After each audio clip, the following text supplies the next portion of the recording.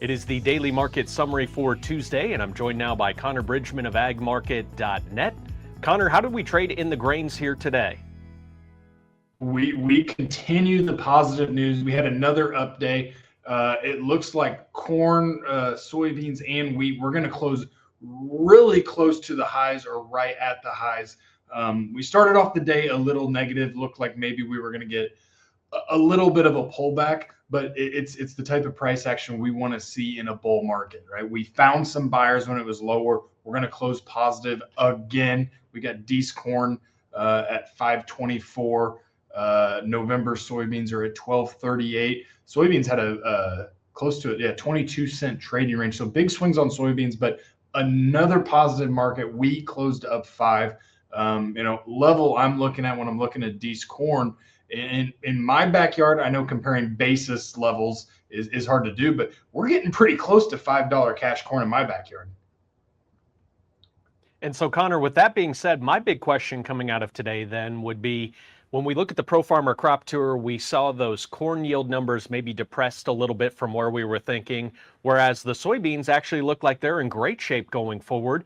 So as you look at the soybean market here today, why is it moving to the upside so much? Is it simply just export numbers? Is it buying interest? What's happening there? Yeah, a little bit of both. We've got soybean oil up. We continue to see good demand. We saw another flash sale on soybeans this morning. It was to unknown destinations, but maybe if you wanted to take a wild guess where it was going, I bet we'd both say the same name. But yeah, so again, just positive price action. I think soy.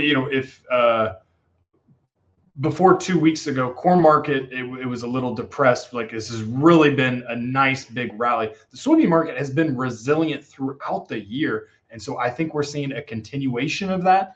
Now, obviously in September, if they decide to raise the yield a few bushel, that's going to put a damper on things. But I think right now the story is demand. Traders are going to look forward to any potential weather issues in Brazil. And just if that comes along, if we have a short crop in Brazil, 1220, 1230 soybeans is going to be cheap. And so I think that's what we're seeing a lot of, in terms of price action. That's the type of movement we're seeing in soybeans. And maybe that answer is as simple as what you were just alluding to. If that was China that made that purchase, so many times we see whenever China is making a buy or seems like they might be about to make a buy, we see that price move to the upside. So maybe that is the case there. Let's talk about the other side of the markets. How did the livestock trade today?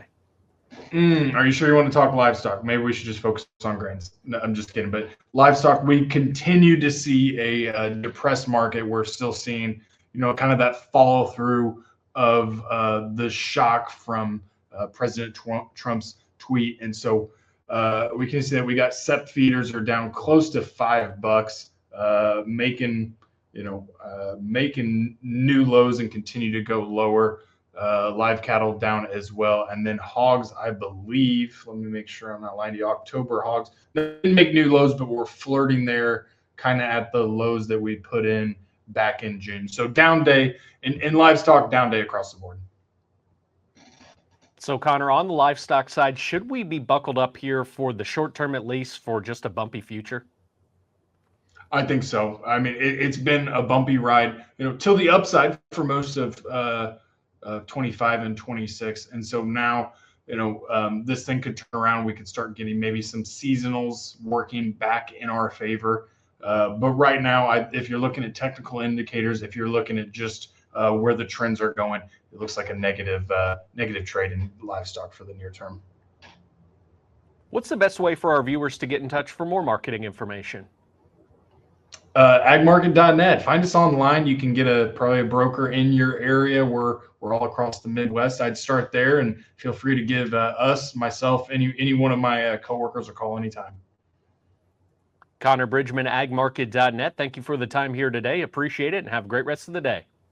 You too. Thanks, guys.